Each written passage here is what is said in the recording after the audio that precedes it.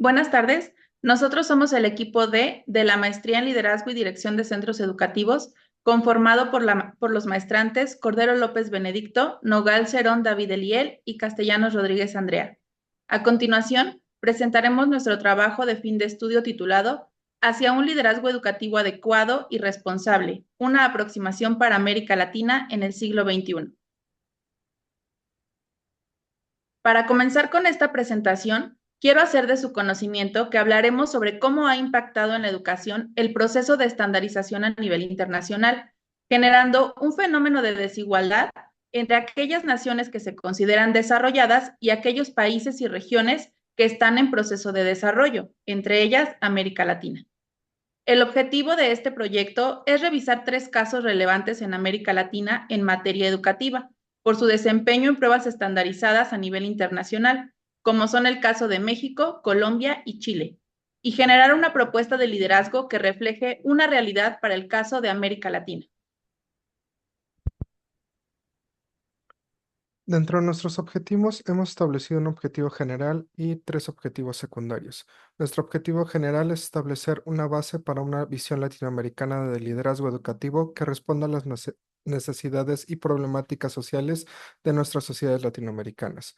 Como objetivos secundarios hemos establecido 3 formas de realizar nuestro trabajo. La primera es realizar una revisión de las aproximaciones históricas del liderazgo educativo desde sus inicios hasta nuestros días para darle un enfoque hacia América Latina. Posteriormente, ubicamos algunos casos trascendentes. Como ya lo hemos mencionado, hemos elegido el caso de Chile, Colombia y México para darle un contexto a nuestro liderazgo latinoamericano. Y por último, hemos decidido identificar las competencias y habilidades necesarias que los líderes educativos de América Latina necesitan para generar una propuesta dentro de nuestro objetivo general. Para ello, hemos utilizado los siguientes conceptos, que son liderazgo, como parte de ello es lo que es un líder, y algunas funciones o habilidades que conllevan el líder y liderazgo, que es el poder y la influencia. En la siguiente diapositiva presentamos las ideas generales que hemos estado trabajando sobre estos 4 conceptos. En nuestra investigación hacemos una revisión histórica desde el inicio debido a que hemos encontrado que el liderazgo y el líder aparecen desde el inicio desde la sociedad humana debido a la necesidad de que una persona se haga cargo de dirigir, controlar, administrar todos los procesos sociales, políticos, económicos y sociales de la humanidad. Posteriormente, conforme va avanzando la historia, vemos que hay cambios respecto a esta visión de liderazgo. Pasamos de una visión nata a una visión neonata que se puede construir, que se puede desarrollar, que se puede crear incluso líderes, además de que también vemos que pasamos de una visión donde el líder es que da órdenes, que lidera tal cual, a una visión donde el líder motiva, compensa, apoya y logra que los demás lo sigan como tal, como lo pueden ver en la imagen que está abajo. Para ello vamos a revisar las principales teorías de liderazgo en la actualidad. Las, las teorías en las que nos basamos para esta investigación son las siguientes. La teoría del gran hombre está vinculada a que hay individuos únicos que son líderes, que tienen habilidades naturales para influir, motivar y mantener el poder. Este concepto de liderazgo está vinculado a un individuo en especial. La teoría de rasgos busca encontrar las características generales o rasgos específicos de un líder y poder replicarlo para capacitar a otros. La teoría del comportamiento analiza el comportamiento de un líder eficaz y lo contrarresta respecto a los líderes ineficaces para así poder replicar o copiar el comportamiento. Las teorías de la influencia se enfocan en analizar el resultado del ejercicio del líder frente a los subordinados, en un proceso de analizar la motivación ejercida por el líder a través del carisma, aunque se mantiene el enfoque centrado únicamente en los resultados. Y por último, las teorías relacionales, que son las que integran una visión más humana, donde el líder es simplemente una variable más, pero el resultado de cualquier acción va implicado en cómo el líder orienta y deja que todos contribuyan y se vean integrados. Dentro de nuestro marco teórico, tenemos que hablar acerca de los desafíos y problemas en América Latina. En primer aspecto, resaltamos la desigualdad y pobreza. La mayoría de los sectores de América Latina están por encima de un 50% de pobreza y la estratificación económica concentra el dinero en pocas manos. En segundo aspecto, es la falta de acceso a la educación, la existencia de una infraestructura deficiente, la falta de acceso a materiales y herramientas educativas y diferencia entre lo rural y lo urbano. Y en tercer aspecto, la deserción y bajo nivel educativo, donde existen altos índices de abandono escolar para buscar tener una mejor calidad de vida, y esto lo podemos encontrar en el fenómeno de la migración. Como parte de la metodología a emplear, utilizamos una metodología mixta dividida en un método cuantitativo, que es un análisis analítico matemático relacional simple, utilizando los resultados de pruebas estandarizados. Además, utilizamos el método cualitativo mediante el uso de técnicas como documentación, análisis y comparación y revisión de factores sociodemográficos, educativos y culturales. Y por último, empleamos un método inductivo para la construcción de nuestra propuesta a través de la comparación, ordenación y clasificación de los tres casos a estudiar, que son los que vamos a revisar a continuación. Los retos del liderazgo educativo en Latinoamérica tenemos que verlos desde cuatro aspectos primordiales. Primero, como ya hemos hablado, el rezago educativo. El segundo, la globalización y los rasgos culturales en nuestra región. Esto quiere decir que los rasgos culturales van en contraposición de lo que se solicita a nivel global.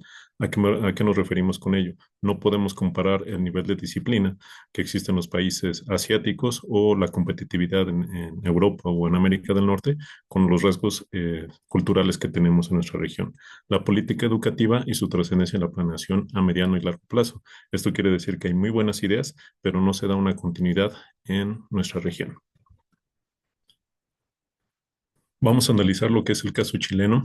La política educativa en Chile, perdón, se divide en tres aspectos. La política educativa, que a partir de 1980 se dio una clara diferenciación de lo que se hacía antes a lo que se requería en ese momento. Podemos definir que no hay una diferenciación entre lo privado y lo público. La inversión a nivel privado se incrementó desde los años 90 en Chile y ha propiciado que haya más escuelas a nivel privado y con un financiamiento del sistema para ambos sectores. Por ejemplo, a partir de los años 90 se tiene que, bueno, se autorizaron algunas cuotas en el sistema público. Los logros de la política educativa chilena son de rescatar. Es el país líder en las pruebas PISA a nivel latinoamericano, a pesar de que se mantienen por debajo del nivel medio de todos los países también de la OCDE. Tienen muy buenos aspectos, buenos resultados a nivel global. Han tenido un gran desarrollo en investigación y desarrollo científico. Tan solo es el tercer país en donde se tienen más estudiantes que van a otros países para desarrollar sus habilidades o en investigación científica. La infraestructura educativa se ha incrementado. Tan solo podemos rescatar que ha habido un 35% de aumento de escuelas a nivel privado desde el año 1981 al 2010. Y por último, la política económica donde se fomenta el espíritu emprendedor y educativo. Eh, y estos son uno de los resultados a rescatar de la política chilena. El caso colombiano lo quisimos analizar porque tiene una similitud contextual con nuestro país, con México. El principal aspecto similar es el crimen organizado, solo que Colombia tiene una diferencia de perspectiva. Se enfocaron en la infraestructura y la motivación de la lectura.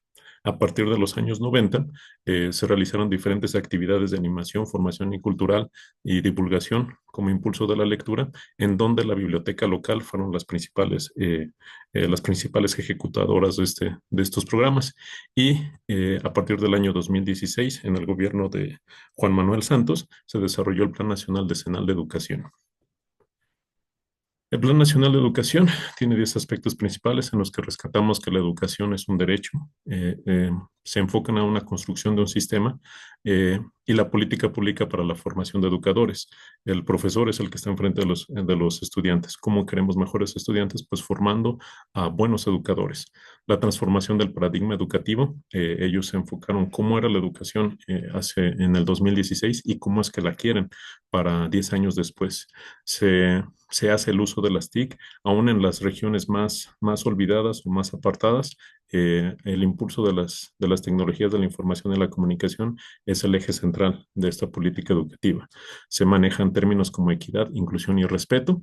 Se enfocan también al desarrollo rural para poder contraponer también ese peso del crimen organizado. El Producto Interno Bruto, si crece el Producto Interno Bruto en Colombia, va a incrementar la inversión educativa en este país y un gran fomento a la investigación y generación de conocimiento.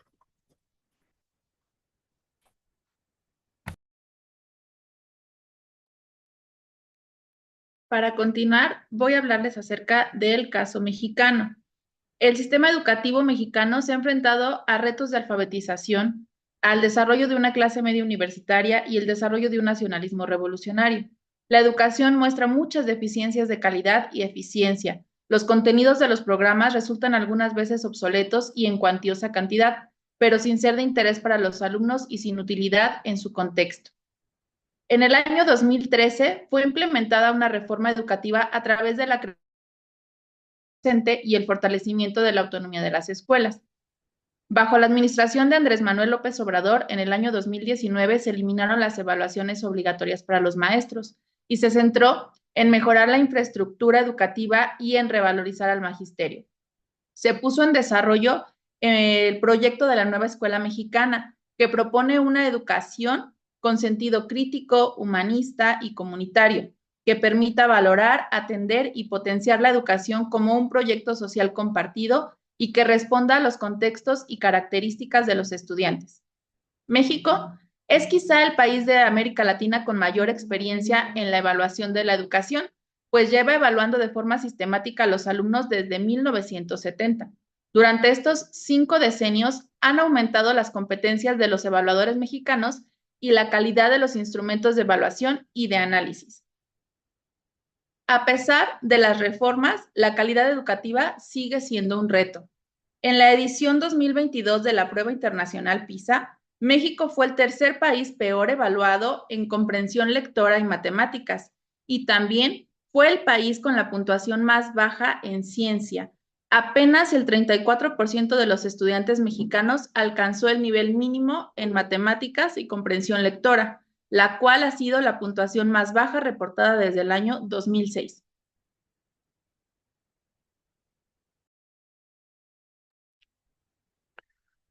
De manera de reflexión, buscamos generar una propuesta de liderazgo basada en tres principios que quizás son muy básicos, pero a lo mejor muchas veces se dan por sentado y se olvidan. El primero de ellos es la educación como motor de cambio, y es que la participación de todos en la sociedad para el liderazgo educativo es algo muy importante. Tanto aquellas personas que están en los altos cargos políticos como todas las familias y todos los integrantes de la comunidad social deben de participar como motivadores y fomentadores de nuestra educación, como simplemente una inversión hacia las nuevas generaciones. Para ello también debe estar centrada en una calidad educativa en los modelos curriculares. Y es que si nosotros estamos invirtiendo en una generación con calidad educativa, también debemos de tener herramientas, manuales, estrategias, planeaciones que vayan de acuerdo al contexto y situación, tanto urbana o rural, pública o privada. No llegando al caso como lo es el Chile que ya hemos hablado, donde hay una segregación educativa, pero tampoco tener el caso, por ejemplo, como es el mexicano, donde aquellos manuales no van de acorde a la planeación o a los contextos existentes. Y por último, basándonos en una educación con responsabilidad. La educación es algo que es de doble vista, así como se ha invertido en lo que es una educación de calidad. Esas generaciones también tienen que contribuir o dar algo a cambio por su generación y conocimiento. Deben de retribuir a la sociedad que están generando mediante la transformación de su comunidad y del medio ambiente. Como conclusión de nuestro proyecto, centramos las ideas principales, que la calidad educativa puede alcanzar a ser estandarizada, pero debe contribuir al desarrollo social. Es decir, que lo estandarizado no tiene que estar peleado con la contribución al desarrollo. Se pueden generar medidas de estándares que planteen objetivos a largo plazo que puedan lograr una calidad educativa, pero a su vez también generar una contribución al desarrollo social. los tres principios que planteamos en nuestra planeación o nuestra propuesta, que es la educación como motor de cambio para América Latina, que el educativo es una tarea de todos, la generación de herramientas correctas educativas a nuestros contextos socioculturales y económicos, y algo muy importante, que cada país pueda tomar herramientas útiles de otros modelos educativos siempre y cuando se adapten a su contexto, como lo hemos visto en el caso de Chile, en el caso de Colombia, donde se han utilizado algunas estrategias que ya han implementado otros países, pero las adaptan a su contexto, y no cometer errores como en el caso mexicano, donde simplemente se hace un copy-pega de la situación de un país desarrollado y queriéndolo implantar en nuestro contexto sociocultural cuando no aplica. Y por último, se nos ha solicitado generar una reflexión, una proyección respecto a la situación de América Latina. Y lo que encontramos es una pasividad en los futuros años debido a que hay algunas otras problemáticas que los gobiernos, tanto mexicano, chileno y colombiano, deben de resolver. El que consideramos que más probabilidad tiene un motor de cambio sea Chile debido a la presencia de estos movimientos sociales que se han generado debido a las altas problemáticas en cuestión del cobro por la educación. Sin embargo, pues estaremos esperando si realmente habrá un cambio o no existirá ningún cambio.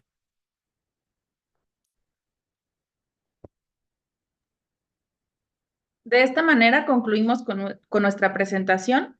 Agradecemos su atención prestada a la misma. Buena tarde.